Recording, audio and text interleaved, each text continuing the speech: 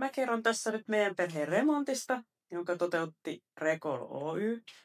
Meillä oli semmoinen tilanne tässä, että meillä oli, kun meillä on 3 lasta, ja sitten vaan 3 makuuhuonetta, niin 2 nuorimmaista jako makuuhuoneen tai oman huoneen ja olisivat kaivaneet omaa huonetta kumpikin.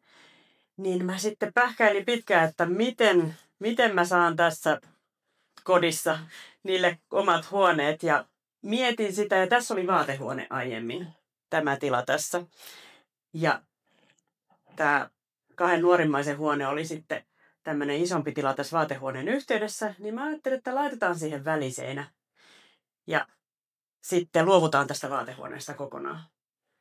Ja sitten kilpailutin tämän Remppakamussa, tämän remontin, ja sieltä sitten Recall Oy:stä Ervin otti yhteyttä heti seuraavana päivänä.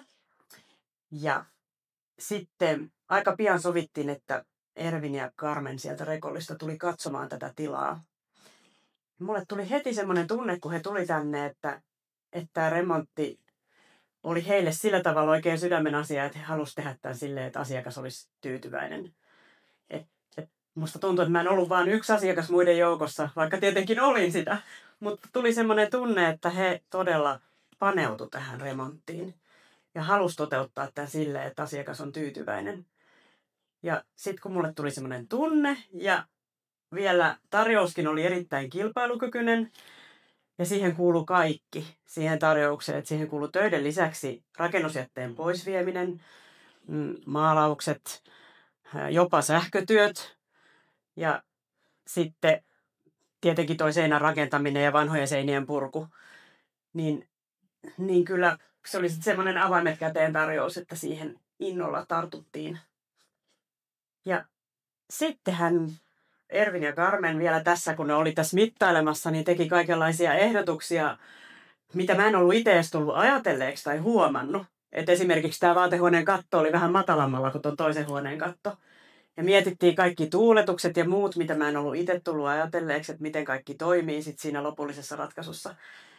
Ja sitten tosiaan, kun ne oli niissä purettavissa seinissä nämä pistorasiat ja valokytkimet, niin sekin suunniteltiin jo siinä heti, että mihin ne siirretään. Ja Ervin ja Carmen oli ottanut huomioon, että jopa ne huonekalut, mitä me oltiin tähän ajateltu, niin he kyseli meiltä, että mihin me laitettaisiin minkäkinlaisia huonekaluja, että mihin ne kannattaa ne pistorasiat siirtää ja ne kytkimet. Että kaikki oli niin viimeisen päälle mietittyä, että siitä tuli tosi hyvä ja turvallinen olo toteuttaa sellaisten tekijöiden kanssa tämä remontti. Ja sitten me saatiin hyviä ideoita myöskin Erviniltä ja Carmenilta.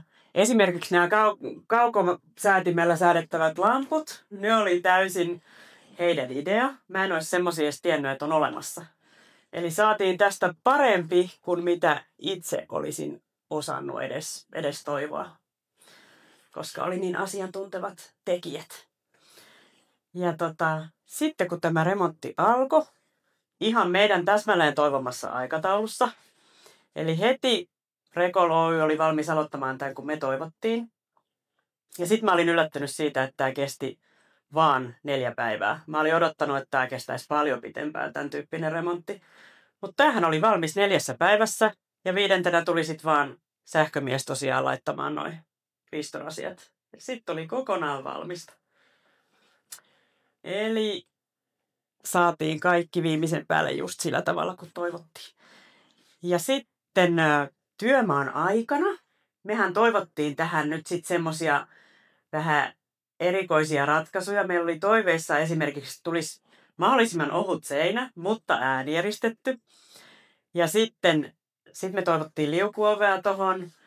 Ja sitten me toivottiin vielä, että sen seinän voisi purkaa myöhemmin niin, että siihen parkettiin ei jää jälkiä.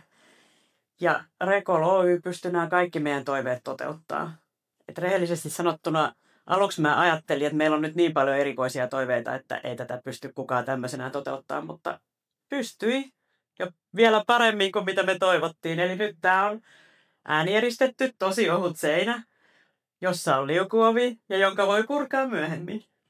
Ja sitten mä kuvittelin, että meidän pitäisi osasta noita valokytkimiä luopua, mutta ei tarvinnut. Ne sai siirrettyä todella siististi ja nätisti. Ja siis lopputuloksesta tuli vaan parempi kuin mitä mä olisin ikinä osannut kuvitella. Ja sitten sen remontin aikana, kun tässä oli suojukset lattioilla esimerkiksi, ja mä tulin kotiin töistä, niin Ervin ja Carmen oli siis piirtänyt tänne ne huonekalut, mitä me oltiin ajateltu ostaa. Niiden mitat, että mä näin siinä heti, että miltä se tulee näyttämään ja miten hyvin ne mahtuu ja kannattaako mun ne tilata.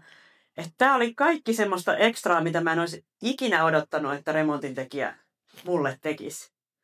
Et se tuntui jotenkin niin hienolta asiakkaan huomioimiselta, että mä ajattelin, että vau, kylläpä tuli valittua hyvä remontintekijä. Ja sitten kun kaikki oli valmista, niin sitten me vaan tilattiin huonekalut ja tässä nämä huoneet nyt on. Kaikki meidän toiveiden mukaisena.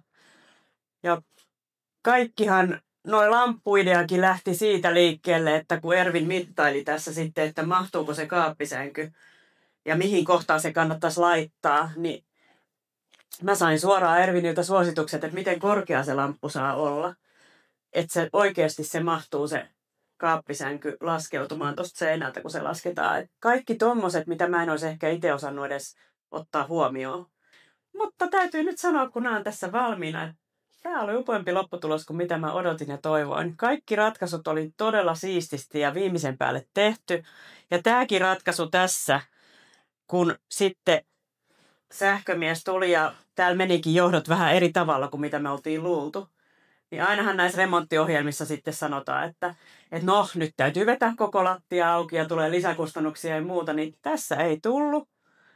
Tässä Ervin keksi hyvän ratkaisun, että laitetaan tähän tämmönen pieni siisti kynnys.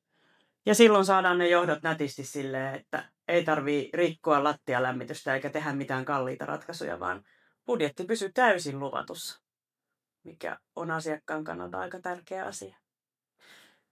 Niin täytyy sanoa nyt, että olen tyytyväinen lopputulokseen ja en voi muuta kuin suositella Recall Oy:tä yhteistyökumppaniksi. Oli erittäin hyvä remontin toteutus.